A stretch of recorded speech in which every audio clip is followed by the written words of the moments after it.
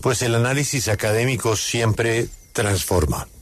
Nos atiende el profesor Uzi Ravi. Él es experto en temas de seguridad en Oriente Medio, director del Centro Moshe Dayan para Estudios de Oriente Medio y África. Es un investigador de la Universidad de Tel Aviv.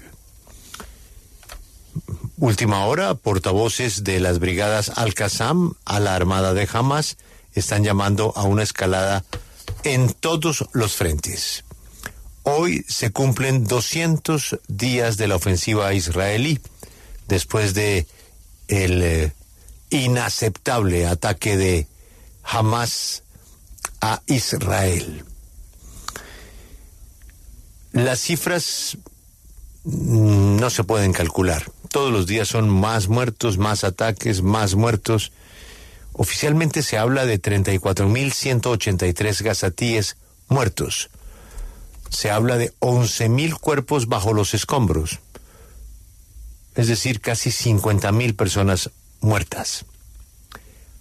Y la primera pregunta para el profesor Ana Uzi Ravi. Han pasado 200 días y Hamas continúa. El líder de Hamas lo vimos el fin de semana recibido por el presidente Erdogan de Turquía. Y siguen dando órdenes y Hamas sigue en acción después de 200 días y 35.000 muertos de manera oficial. La pregunta, Ana, es, ¿esta guerra debe continuar así o hay que replantearla? Good morning, Professor Ravi. Thank you very much for your time today at W Radio. Hi. And on this 200th-day anniversary of the war in Gaza, we want to ask you about what you think that should happen moving forward. Should the war continue as it is? I mean, we have seen the leader of Hamas being received by the Turkish president recently. We know the numbers of deaths till this point. But moving forward, do you think that the war needs to keep on being done the same way, or it has to change? Well, listen, Israel has to do the arrangements in order to let as much as we can Gazans actually leave Rafah. But I want you to know, if Israel is not going to invade Rafah and is not going actually to hold the gate in the south of Gaza, near the border with Egypt, this would be actually kind of a war for nothing. If we would like to prevent another scenario of the 7th of October atrocities, Israel has to take control over the southern gate of Gaza, which is the border with Egypt. It is called the Philadelphia Corridor. And of course, I think that we have to, in tandem with the military effort, to talk in kind of an extensive way with both the America or the U.S. and Egypt in order to settle, the differences in advance. As you mentioned, actually, the Hamas leadership in Gaza does not want to comply to what actually already achieved. And the United States has said loud and clear that Hamas is refusing actually to get into sort of an agreement. Hamas would like to stay in Gaza. Hamas would like to have a profitable, development for himself by actually taking some more time. And he thinks that the international pressure on Israel would actually prevent Israel from going on to Rafah. But this is not the truth. Of course, there is a painful, issue in between, which is the hostages. But until this moment, Hamas doesn't seem to even show any sign of compromise with that regard. As for the other leadership of Hamas that is situated in Qatar, well, Qatar actually, because of its disappointment of the Hamas performance in the negotiation, and because it is very frustrated, Qatar, of not being able to deliver any goods here with the negotiation. So what Qatar is doing is just to, in a way, maybe this is also a result of an American pressure to let the Hamas leadership actually find another asylum. And the natural asylum would be actually Erdogan of Turkey, who is running Turkey with a party called AKP, which is Muslim brother actually by the Turkish model. Let me translate that, please, really quickly. I'm so sorry. Pues nos dice que Israel tiene que hacer todo lo que sea necesario para avanzar en Rafah, para bloquear esa frontera en el sur de la Franja de Gaza, que es la frontera con Egipto. Nos dice que no sirve de nada la guerra y no van a lograr prevenir otro escenario como el terrorífico 7 de octubre si Israel no controla esa frontera sur de la Franja de Gaza. Nos dice que pues tienen que hacer todos los esfuerzos militares, pero por supuesto también mezclarlos con ciertos esfuerzos diplomáticos con Estados Unidos y Egipto para resolver las diferencias que tengan de antemano. Nos dice que los líderes de Hamas no quieren irse de Gaza, nos dice que están rechazando también un acuerdo, no ven voluntad en ellos, quieren quedarse ahí, así que simplemente ellos están ganando tiempo, que es lo que buscan, esa presión internacional a Israel para que no siga adelante en Rafah, pues simplemente está haciendo que Hamas, digamos, gane cierto tiempo en este conflicto. Es muy doloroso porque están los rehenes de por medio, los rehenes israelíes en poder de Hamas, y no está mostrando señales de compromiso de querer liberarlos. Entonces nos responde eso por un lado, y por el otro lado el liderazgo de Hamas en Qatar. Nos dice que Qatar está un poco frustrado de no tener resultado en esas negociaciones que ellos están teniendo como mediadores o en los que son mediadores. Nos dice que no ha habido resultado de ninguna manera y pues el liderazgo de Hamas pues tiene que buscar otro asilo. Él cree que Turquía sería ese asilo natural. Hezbollah ha lanzado el mayor ataque en las últimas horas contra Israel desde el inicio de la guerra en Gaza. ¿Cómo se imagina un escenario de una guerra directa contra Hezbollah? Has launched the biggest attack against Israel since the war started. How would you imagine a full-blown war between Hezbollah and Israel if it were to happen? Well, I think that Israel actually should deal with first comes first. And what set the stage is the 7th of October atrocities. And I think that Israel should go to Rafah in Gaza. But once Israel has completed the work in Gaza, it has to direct its effort to the north, because until this moment you have 100,000 citizens of Israel displaced, far away from their homes, witnessing or experiencing economic difficulties. And this is a must for Israel, actually, to bring them back to their homes. Now, if there is kind of an opportunity to do that by political mechanisms, something that would actually persuade Hezbollah to go back or to retreat to the 1701 resolution line, that would be, of course, better. But if not, Israel would have to just act militarily in order to force Hezbollah and the Radwan forces to retreat to the 1701 resolution line, just to be able to bring back our citizens back to the north. Pues nos dice que deben lidiar con lo primero. Para él lo primordial es responder a ese ataque del 7 de octubre, así que Israel debe avanzar en Rafah, en la Franja de Gaza. Nos dice que una vez terminen ese trabajo, pues ya pueden seguir con ese esfuerzo al norte del país. Hasta ahora 100,000 personas desplazadas lejos de casa y que están experimentando dificultades económicas por ese desplazamiento que se vieron obligados a hacer debido al conflicto con Hezbollah en esa zona del país. Es primordial para el país y para el gobierno de Israel que esas personas retornen a sus casas, pero nos dice que hay dos maneras de hacerlo, idealmente con mecanismos políticos, convencer a Hezbollah de que se retiren y pues no sigan atacando al norte del país, y si no, pues tendrían que actuar militarmente. Quisiera preguntarle si cree que Israel está en condiciones de afianzar, de darle impulso a esa alianza que funcionó el fin de semana del ataque iraní contra Israel, o si va a perder la oportunidad debido a la situación política interna israelí. Do you believe that Israel is in a position right now to try and sustain and unite with those allies that came together when Iran attacked a few weeks back? Do you believe that this is something that Israel is going to do, strengthen that relationship with those allies, or do you think it's something too complex at this point because of the internal Israeli problems? No, I think that Israel should invest a lot in that.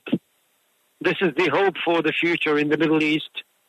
And what you have to tell yourself is that you saw how this coalition actually was composed immediately when Iran actually created that kind of threat. Let me remind you that this was unprecedented attack of more than 300 missiles of all sorts on Israel directly. This is, of course, unprecedented, and you could see actually how many Arab states would say loud and clear that their enemies in the Middle East is not Israel, it's Iran.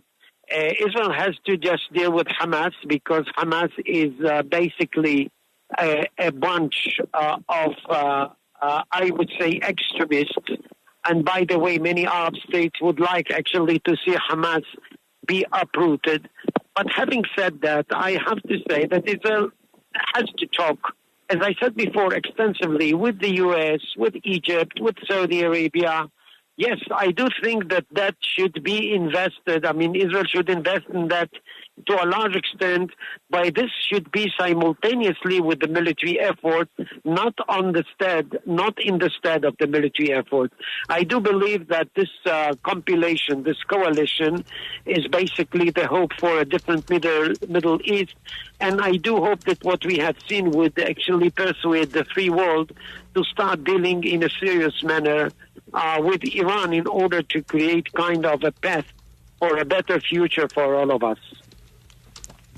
Pues cree que se debe invertir en esa coalición, en esa cooperación, porque es la esperanza del futuro de Medio Oriente. Nos dicen que, pues, esa coalición, por supuesto, nos dice que no puede ser creada inmediatamente, puede ser una discusión a futuro, pero ya pudieron ver que Irán es el que crea ese tipo de amenaza para el Medio Oriente. Se vio ese ataque sin precedentes directo de Irán en contra de Israel con 300 misiles de todo tipo, y esos estados árabes pudieron ver quién es el enemigo y que no es Israel, que es Irán. Así que Israel debe lidiar con Hamas, que son un grupo de extremistas, y nos dice que los países árabes también coinciden en que se acabe Hamas, tienen esa meta en común, así que nos dice que Israel debe hablar con los Estados Unidos, con Egipto, con Arabia Saudita, como ya nos decía, debe invertir tiempo en eso, por supuesto, simultáneamente al esfuerzo militar que está haciendo, y esa coalición nos repite es la esperanza que hay en el Medio Oriente, y que espera que se convenza después de todos estos hechos al mundo libre de actuar de manera seria en contra de Irán.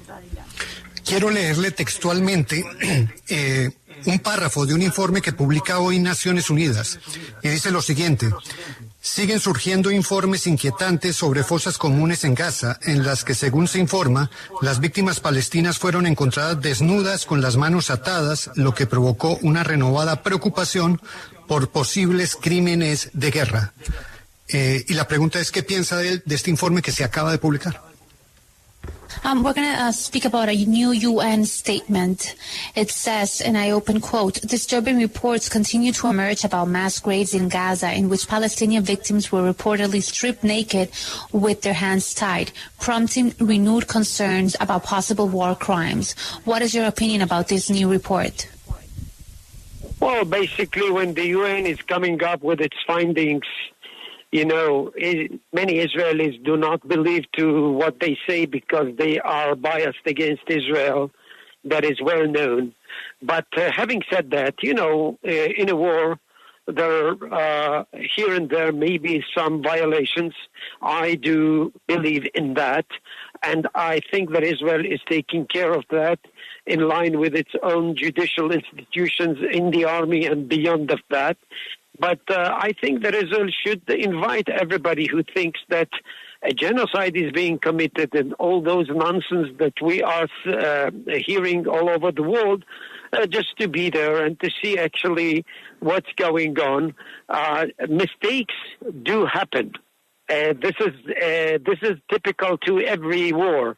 In every war, there are mistakes that are being happened, but the question is whether they are being taken care of or not. In Israel, it is being taken care of, and Israel should, let the UN and all these committees come and see actually on the grounds what's going on, without actually be based on many rumors coming from anti-Israeli circles all over the world, in Europe and the U.S., and we know actually what is the spirit in the universities and what is the spirit in, when it comes to the media at large.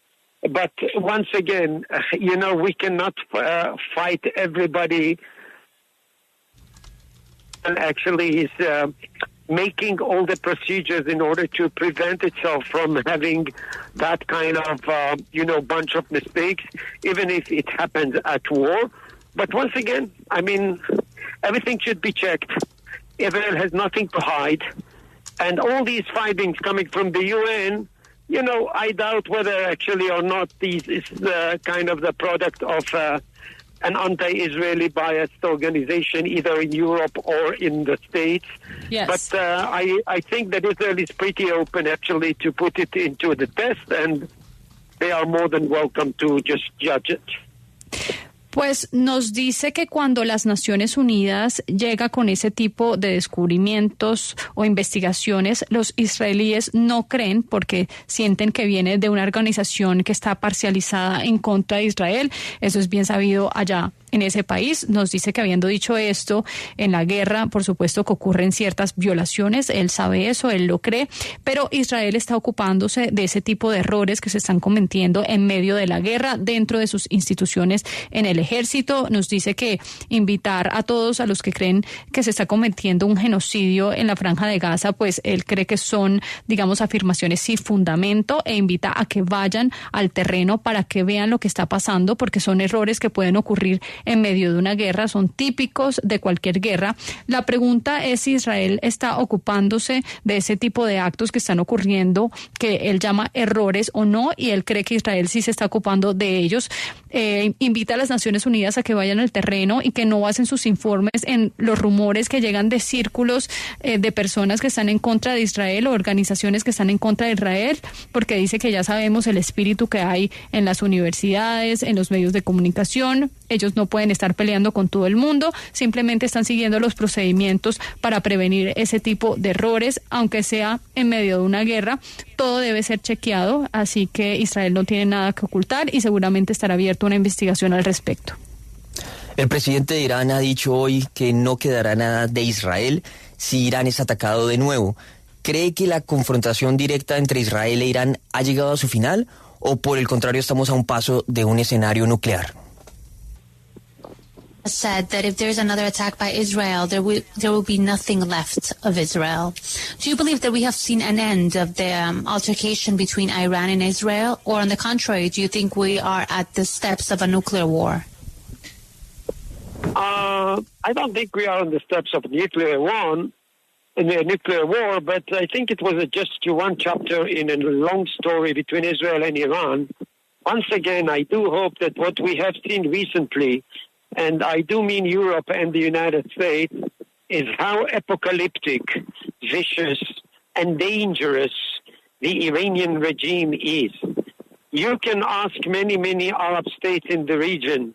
They would tell you actually how fearful they are when it comes to Iran. And look actually at what they are doing in Yemen, in Lebanon, in Iraq, and Syria. Then you get an idea about the agenda of this regime that seeks or strives for, I would say, regional hegemony. As for the nukes, I don't think that Israel actually should just be bothered too much about that. I think that the whole world or the free world should just think of that, because Iran just managed to show us actually what is ballistic missiles industry is composed of and how dangerous is Iran.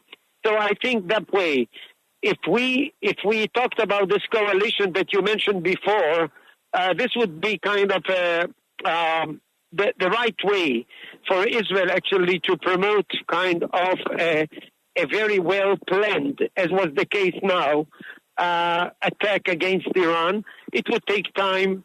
We should not be hurry.